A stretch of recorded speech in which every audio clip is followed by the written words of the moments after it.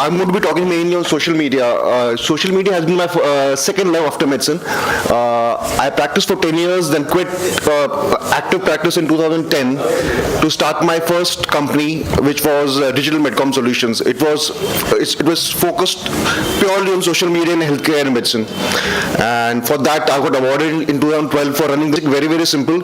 So I will stick to that. You can go wrong. Okay. So why? How many of us here use social media in whichever form? All of you? How many of your hospitals uses social media? No? See, that's the point here. Almost everybody is on social media except hospitals and healthcare and doctors. There are reasons for that, I understand. I'll try to dispel the myths around that and tell you why it is important. So why do we need social media, especially in India?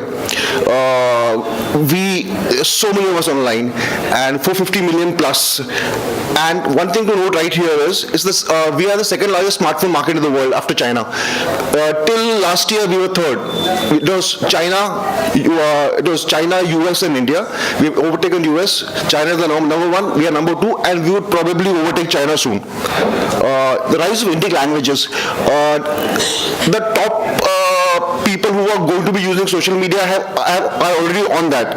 Now the remaining 2/3 of India, which is yet to get on social media, are all going to be using Indic languages: Gujarati, Hindi, Marathi, Malayalam, and we have Indic keyboards for all devices. So Indian languages are going to get more and more important as time comes by. Increasing data usage. Jio did excellent for us.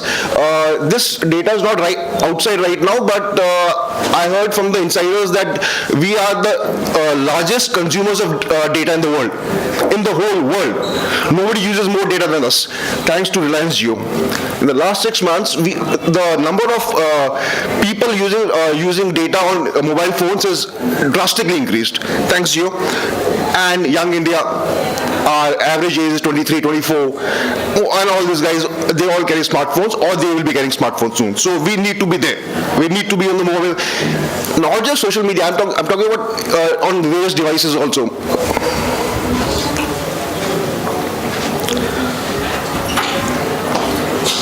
So the main channels of social media which I'll be talking about is not just social media, but digital channels for hospitals would be website, Facebook, email, WhatsApp, Twitter, and then there are others. These are the top channels which a hospital or a healthcare professional should focus on.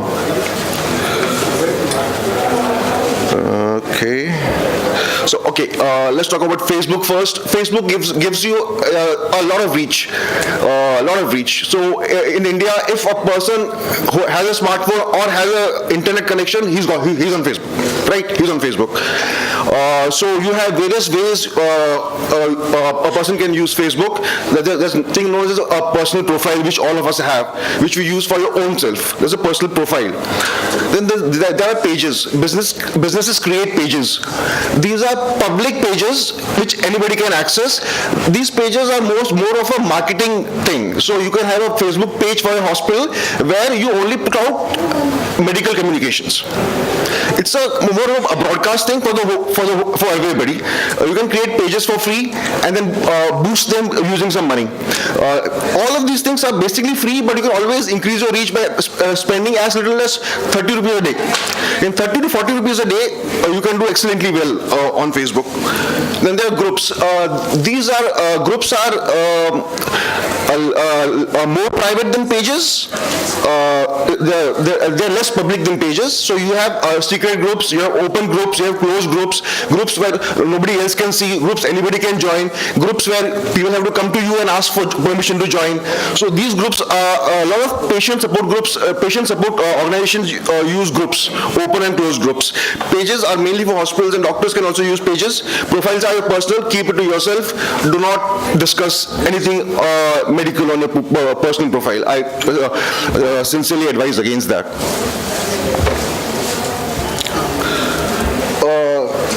Facebook, I would like to spend some more time on on the advertising platform of Facebook.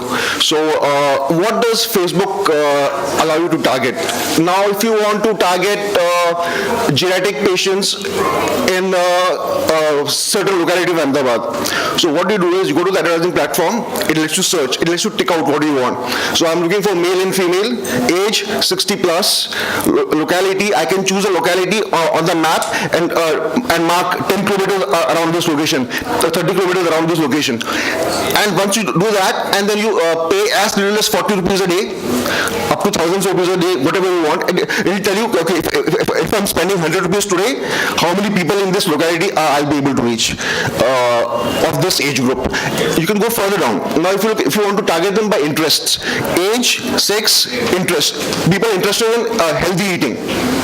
There are ways to organize segment your Facebook audience like this, and it's a very simple thing to do. It's very easy. Just open. If you go to Facebook on the side, it says create ad. Go to create ad, start choosing the audience you want, and choose how much money you want to spend, and Facebook will tell you exactly how many audience you will reach. So I love Facebook. I've been using it for the last 6-7 years professionally, meaning we spend around 1 lakh approximately per month on Facebook for our various businesses, and we get fantastic results. Outbound, there's nothing known as outbound marketing now, where you put up posters or give pamphlets and hope people will come to you. That's not the way to market anymore. Choose whom you want to market to, let it go there, and let the patients come in. Let the audience come in. Don't go after the audience, target them and let them come in. That's what Facebook lets you do. Emails, I want to talk about keep your personal and professional emails completely separately. Do not use the same email to talk about your business or your organization and to your family. Please keep 2 separate emails. You can always merge them later, in the sense that you can forward from one to another, but keep them separate. Automated answers. So this is one of the best practices followed in the West. They say is when patients email hospitals, very often they feel that the hospital doesn't even read their emails. So what they advise is that whenever a hospital gets an email, always have an automated answer. Thanks for your email. We'll go through the content and get back to you soon. So the patient feels, yes, somebody is taking care of it. Somebody will go through it. If you don't reply to emails, then rather don't have an email ID. If you don't want to reply to emails, don't have an email ID. Don't even put it out on the website. अगर आप answer नहीं कर रहे हो तो फिर रखा ही क्यों है? So automated answer is a good way to make patients feel कि हाँ भाई somebody is reading it. Newsletters. Emails are the most one-to-one connection we can have online. It's the most personalized connection. So you have free services like MailChimp. Up to 2,000 members can be sent weekly newsletters for free. Up to 2,000. That's MailChimp. I use MailChimp personally. It's very easy to use. You can start sending newsletters to like in 2 hours. You can create a first newsletter and send it out. And free for up to 12,000 emails per month. I don't think we would need to send more than 12,000 emails in a month. You can start using MailChimp just tomorrow and start giving out newsletters. Yeah? You can have newsletters giving out services you offer, or any camps you have, or any CME you have, or just health information, prevention, dengue, swine flu. Send out a newsletter, man. It's simple, it's easy, and it gives you a great connection. WhatsApp. Everybody has WhatsApp, okay? Everybody's got WhatsApp. Excellent reach, especially in India, even Southeast Asia, everywhere, Africa. WhatsApp has excellent reach. Personal and professional, I would advise here again, do not use the same number for personal communications and for hospital or professional communications. Keep 2 WhatsApp numbers. कोई issue नहीं है. And especially now that you have WhatsApp, now that we have WhatsApp on web, so I would advise keep a WhatsApp number just for your hospital, put it on the web, and use WhatsApp on the web. In the sense that whatever you see on the phone screen can also be seen on the laptop. So WhatsApp doesn't have to be on the phone only. You can open a website called whatsapp.web, and then you have the same interface as WhatsApp on your laptop. Much easier to type, much easier to create groups, send out messages, answers, everything. Then you have groups and broadcasts. WhatsApp lets you make groups up to 250 people odd. Then it lets you create a broadcast list. So you just add all the numbers, send a broadcast in the sense that that is not a group. It goes to each number separately. So if I make a list of say knee transplant patients that I've seen in the last 1 year, I make a list of that and send a broadcast to all of them. So each patient will receive a message separately, personally to him. It's not a group. It's one-to-one. So broadcast list is a very different, easy way of using WhatsApp. Then we have WhatsApp for Business. It's not open to everybody right now. In India, a few you have to apply to get this WhatsApp for Business license in India right now. But US में चल रहा है. So उसके बाद क्या होगा? WhatsApp will have a proper full-fledged platform to be used for businesses. That should be another great thing, but it's not really open in India right now. So I haven't tried it. I've been wanting to try it.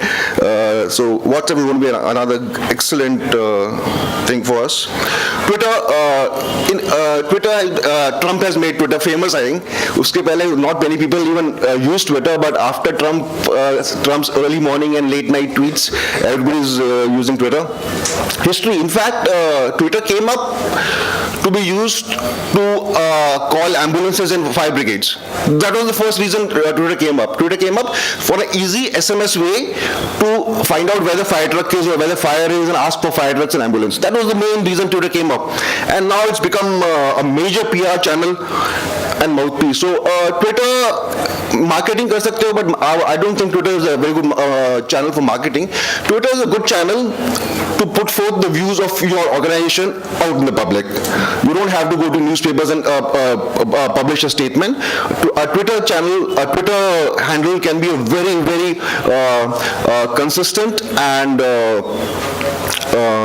authentic mouthpiece for your organization. So keep Twitter only for your PR. Reputation management, yes, because when you like Fortis and these hospitals, when they get into trouble, the only way they can save themselves is on the Twitter. Give out their official position. It's a very good way of giving out an official position. So Twitter, you can use Twitter for marketing also, but it's too costly. It's too costly. I've tried it, and the returns in India on Twitter is not good enough. In India, it's Facebook. Nothing beats Facebook. Others now so these channels keep coming and going. Now depends if you have if you are dealing in sexual health. I suggest you go to Instagram and have an account there also. If you are only dealing with old age patients, no use going to Instagram. Stay with Facebook. So Snapchat, Quora. These are other platforms where you can join, but it all depends on whom do you want to touch with. So have your audience in mind first. Have a persona. Okay, your ideal audience is a 30-year-old male guy working in the IT industry. Where will you find him? You'll find him on LinkedIn. You'll find him on Facebook. You'll find him on Twitter for sure. So you have to first make a persona of in your mind.